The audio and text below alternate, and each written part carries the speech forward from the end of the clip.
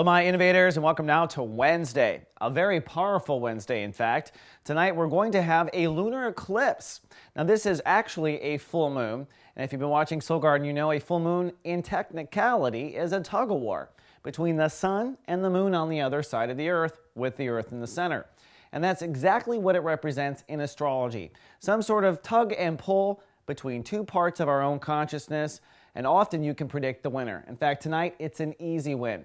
On the one hand, it's a lunar eclipse, so it is a total lineup and an exact pull on the earth.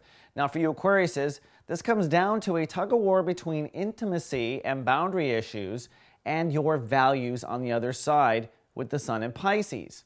Guess who's going to win? Intimacy. You see, the moon has a friendly helper this time. It's Saturn, which is in the space of consciousness that rules intimacy for Aquariuses, which leads me to believe that Aquariuses will go through some sort of an intimacy expansion, which will inevitably result in some sort of value breakdown. Now, no matter how you kind of add it up, lunar eclipse or not, you go through a value reorganization every year this time when the sun is in Pisces. We're in chapter 1 of Sun in Pisces, and in the first 10 days of any transit, we mostly do examining of our overall values or our thoughts on the topic, and we tend to break those down. We realize things are outdated. So you be up for a value breakdown regardless this time of year.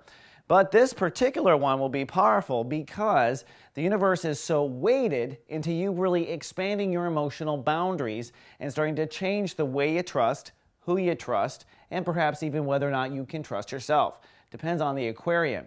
I do think, though, that somehow you will have to change your boundary or trust issues in the next 2 to 3 days, and as a result, you will have to break down some sort of value you once had, but now realized is expired.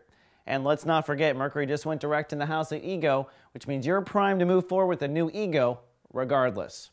All right, Aqua, that's all I have for this lunar eclipse special. I'll see you tomorrow with more soul horoscopes. Live, love, be.